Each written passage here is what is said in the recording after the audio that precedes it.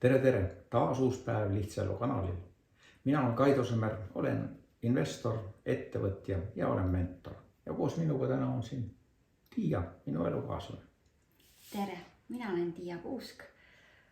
Olen vahendusnõustaja, enesearengu juhendaja ja mentor. Tänaseks teemaks on meil siis mõttemaailm ehk siis reaalsuse loomine ja tase 4. Mis siis on juhtunud varem? Me oleme varem rääkinud tasemest 1 ja 2. Päästikute selles videos me rääkisime tasemest 3 mõttemaailmas. Ja täna me räägime siis tasemest 4. Kuidas luua oma reaalsust niimoodi, et me ise saaksime selle juhid olla ja mitte olla siis reaalsuse ohvrid või selle nii-öelda maailma ohvrid. Et me ise teame, et kõik see, mis meie reaalsuses toimub, on meie enda loodud. Aga kui me räägime praegusest 4. tasemest, siis 4. tasemest me räägime alateadlikest programmidest. Miks pärast alateadlikud programmid? Tiia. Alateadlikud programmid sellepärast, et nad ongi meie alateadvuses, et mitte meie teadvuses ja nad toimetavad nii, et me ei pruugi sellest isegi teadlik olla. Jah, see ongi see alateadlik. Nad toimetavad igal juhul ja nad panevad meid siis tundma kuidagi, nad panevad meid kuidagi käituma, nad panevad meid kuidagi tegutsema, panevad meid kuidagi otsustama, reageerima. Ja tihtipeale me isegi ei saa aru, miks ma sellise otsuse tegin, miks ma niimoodi käitusin, miks ma niimoodi reageerisin. Ja see on kõik tänu sellele alateadlikule programmile või programmidele. Ja kuna me reaalselt elus igapäevaselt viidame 80-90% ajast, ei ole me teadliku teadvuse tasandil. Ehk selles me kogu aeg langetame otsuseid ja mõtleme, mis me nagu järgmiseks teeme. Vaid meie elu juhib väga palju alateadlik programm. See tähendab seda, et me sõidame autoga, me otseselt ei kontrolli seda kõiki asju, mis ümberringi toimub, meie alateadvus kontrollib kõike seda. Ja väga tihti olen mina avastanud selliseid hetki, kus kohal ma olen liikunud punktist A, punkti B, ilma et ma väga täpselt teadsin, kuidas ma seda tegin. Aga kuna ma avariisse ei sattunud, see arvatavasti keegi tegi. Ja see keegi on see alateadlik programm. Sama asi on meie mõtetega, et me igapäevaselt ei ole mõtetega siin ja praeguses hetkes, vaid me mõtleme kas tulevikust, minevikust, mingitest sündmustest, mõtiskleme mingite asjade üle, aga samal ajal meie elu juhib alateadlik programm. See kontrollib täpselt, millised on temperatuurid meil ümber, millised hääled, millised valgused, kas on mingit ohtu, kas midagi peaks tegema, kas kuskil peaks midagi ette võtma. Ja alateadlikud programmid on tunduvalt kiiremad reageerima kui meie teadlik mõtlemine. Mõelge selle pealt, kuidas olete sattunud ohtlikusse olukorda näiteks autoga sõites, siis väga tihti alateadlik programm ütleb juba seda, et vajuta pidurile. Sest see on sisse õpitud käitumine ja see reaktsioon toimub enne, kui ma mõtlen, nüüd on mul oht, nii, mis ma nüüd tegema pean. Vaid see alateadlik programm on juba reageerinud, ta on oluliselt kiirem. Ja selle tulemuseks on see, et meie elu juhivad alateadlikud programmid.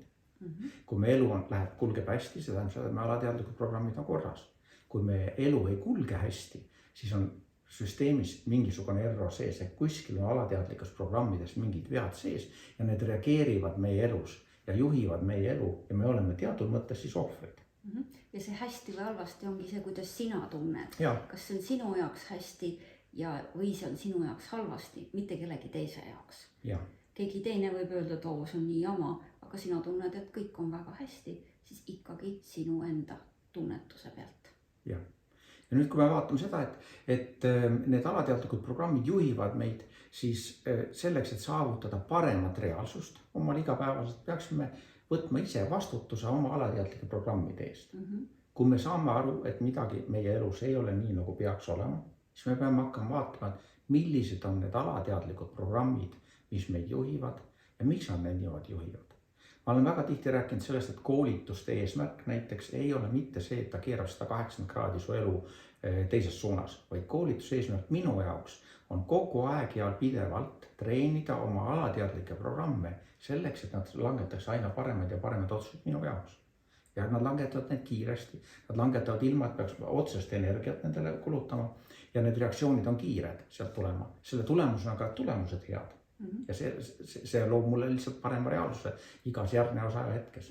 too mõni näide alateadlikest programmidest, mis on sinu jaoks, mida sa oled enda puhul avastanud, mis on sinu võib-olla siin selline alateadlik programm, mis ei teeni sind? Näiteks mind ei teeninud selline programm, et alati kui ma politseinikuna autoga sõites, tekkis mul mingisugune nagu erutus. Ma ei ütle seda ärevuseks, et mul tavaliselt nagu ärevust ei teki, aga tekkis sinna, et südamelöögid läksid kiiremaks, ma hakkasin kohe kontrollima, mis ma teen ja kõik läks nagu ärevaks. Ja siis ma mõtlesin, et aga milles asi, politsei pidas kinni mind. Ma ei ole kedagi ära tapnud, ma ei ole midagi äärmiselt halba teinud, mille tõttu mul peaks olema selline reaktsioon kehas. Siis ma sain aru, et mu reaktsioon on seotud rahaga. Ehk nii kui ma nägin politseinikud, ma hakkasin kontrollima, kas ma ületasin kiirust, kas mul võib järgneda selle trahv ja selle kahju selles oli see, mul on kahju raha kaotada. Niipea kui ma ühendasin ennast lahti sellest, et ma olen valmis võtma vastutuse täiskasvanud inimesena omaenda tegude eest ja olen kui ma ületasin kiirust, siis ma olen nõus vastutama ja ütlen seda politseile, jah, juhtus niimoodi, olen nõus, võtan vastutuse, maksan trahvi ära ja see on minu vastutada, eks. Ma olen seda täpselt teinud ja sellest hetkest alates iga kord, kui ma politseinikku näeb, mul ei ole ei sooja ja külma. Et juba on reaktsioon teistsugune ja juba mu keha, sest tegelikult me ju nagu reaalsust tajume läbi mingisuguste enda tajude. Ehk siis midagi ütles mu kehal, et väljas on midagi halvasti, kui ma politseinikku nägin. Nüüd ütleb keha, et väljas on kõik korras. Eks sedasi ma loon oma paremat reaalsust ja seda vähem mu keha talub stressi või peab taluma stressi, mis on seotud sellega, et ma näen kuskil politseid tees eras. Ja samamoodi saad sina hakata jälgima oma elus, oma igapäeva toimetustes, kus sa reageerid. Kus sa reageerid isegi võib-olla niimoodi, et pärast sa isegi võib-olla mõtled, et analüüsid, et huvitav, miks ma niimoodi reageerin, miks sa üldse reageerisin.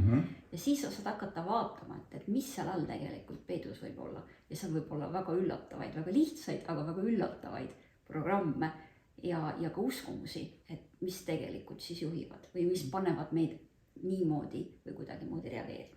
Ja tavaliselt on nii, et kuni esimese 7 eluaasta jooksul lapsed õpivad ilma kriitika meeleta, õpivad siis välismaailma. Ehk siis kultuurilist eripära seda, et kuidas eestlased Eestis elavad, millist on kultuurilist käitumisnormid.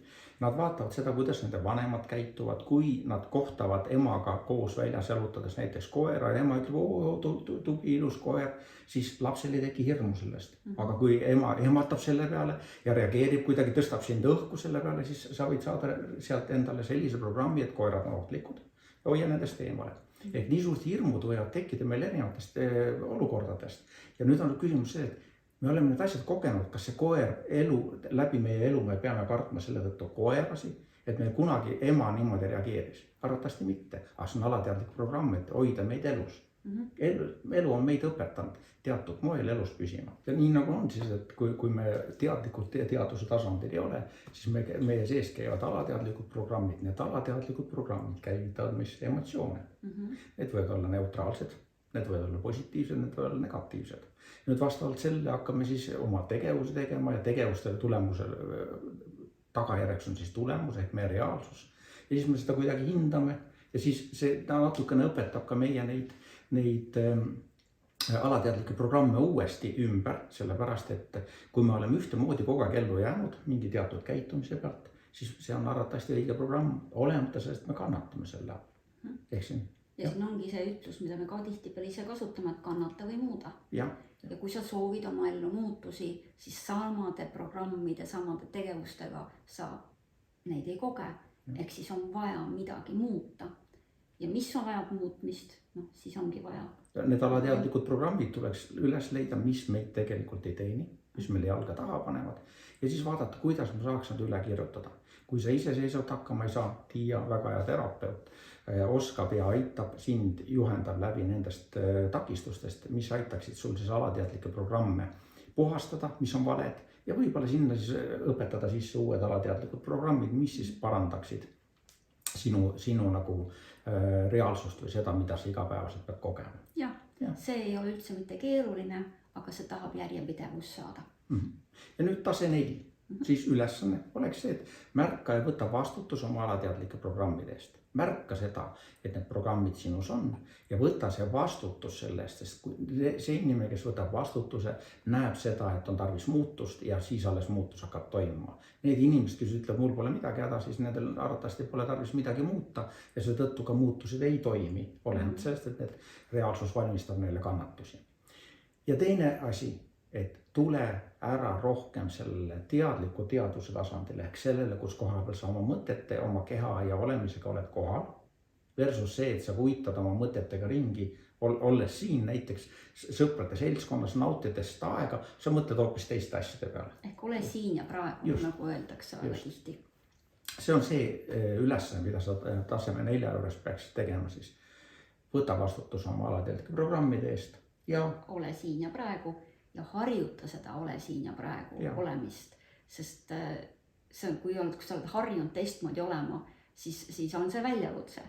Aga harjutamine toob sind tegelikult aina rohkem ja rohkem sellesse praegusesse aega või praegusesse hetke. Ja meie kiire nutimaailm paraku natuke rikub seda asja, sest nii kui igavaks läheb, nii tuleb see nutiseade siia ja siis meie teadus, see olemine läheb kohe see nutiseadmesse ja siis hakkavad meil alateadlikud programmid jällegi tööle. Ehk siis vaata seda, et see nutisõltuvust ka siis vähendaks natuke selle võrra. Saad sa olla teadlikult juhtida oma elu nagu paremini.